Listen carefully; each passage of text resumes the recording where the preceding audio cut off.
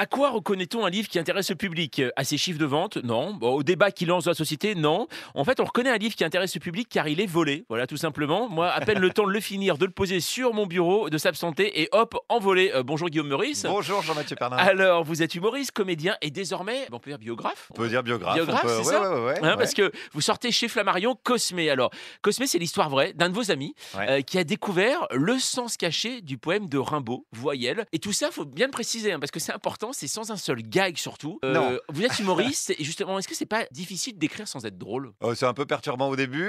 D'ailleurs, dans les premières versions, j'avais mis quelques blagues que j'ai rapidement enlevées parce que c'était pas marchait du tout pas. le ton général du livre.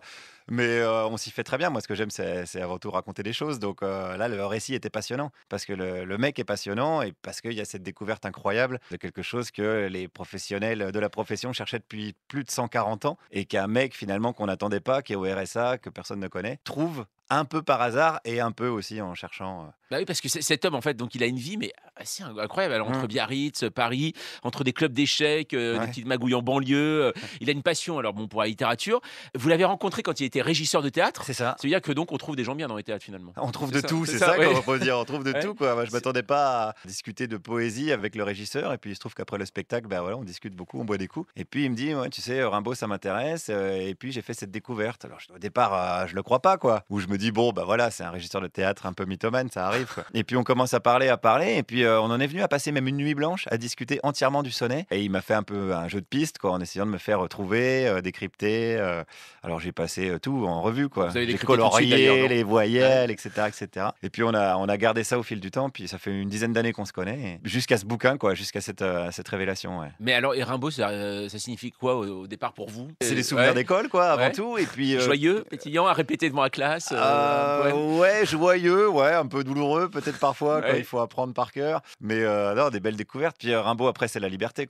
Ce qui lie Cosmé et Rimbaud, c'est avant tout la liberté, quoi. Puis le fait que la poésie, ça appartient pas à des spécialistes, quoi. Ouais. Ça appartient à qui veut bien. C'est pour ça que c'est intéressant que cette découverte soit faite par un mec que personne ne connaît et qui est pas un universitaire et pas un chercheur. C'est vrai que la poésie, Et ouais. c'est un genre où, quand on est à l'école, on a l'impression que tous les écrivains sont des grands poètes. Exact, Et puis on ouais. se rend compte que la poésie, en fait, personne n'en parle. Il faut s'en véritablement. emparer, quoi. Ouais. Il faut en faire et tous les jours. Et lui, il en fait tous les jours, par exemple. Et vous Il aussi écrit des sonnets.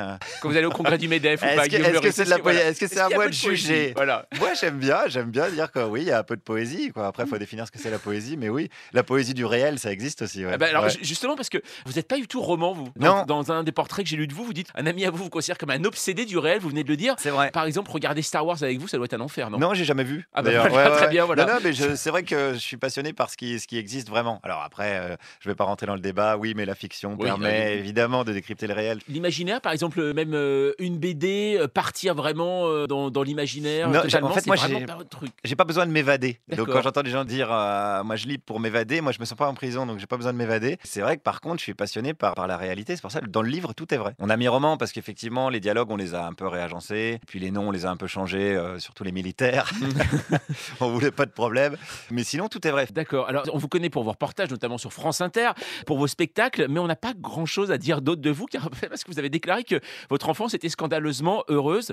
C'est un peu pénible, les gens heureux, non? Bah c'est chiant du coup, il y a pas Bah oui. d'anecdote. Moi j'aurais bien aimé vous raconter des choses. J'ai vécu dans la boue, je suis né dans un Eh caddie. oui, qu'est-ce qui se passe? mais non non Trop non. de bonheur, quoi. Guillaume Justement, Meurice. c'est pour ça que je raconte la vie des autres. Ça Bah oui. m'intéresse plus que la mienne. Ouais. D'accord, C'est pour vous- ça que j'interroge les autres aussi tous les jours. Mais elle ressemblera à quoi alors quand vous serez très très connu, très très vieux, votre biographie, alors Guillaume Meurice? Ah, rien, qu'on se Il y aura une préoccupe page. pas de moi, voilà, un post-it. D'accord, très bien.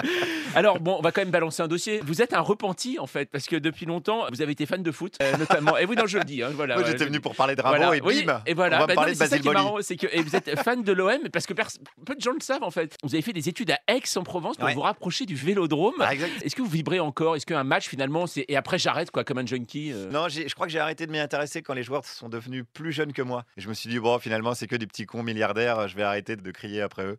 Ouais. Mais ça m'a amusé. J'allais dire l'adolescence, oui, parce que je suis la période Bernard Tapie, 93, Ouais. la Coupe d'Europe de Marseille. Donc voilà. Est-ce que Une c'est fois pas que votre j'ai fascination réalisé. pour les affaires aussi un petit peu, non? Peut-être ça vient de là. L'argent, Ça y est. le pognon, Berlusconi, etc. Et il y a un peu de etc. poésie dans le foot tout de même aussi ou pas? Je crois qu'il n'y en a plus du tout là. Bah non, tout a été récupéré par le pognon quoi. C'est ça qui préserve d'ailleurs la poésie au sens, voilà, la poésie littéraire on va dire. C'est que pour l'instant tout le monde s'en fout, donc elle est vraiment pure quoi. C'est-à-dire qu'elle est très très peu éditée et il y a très peu de business autour de ça. Donc. La mise à jour de Guillaume Meurice, c'est toute la journée sur France Info.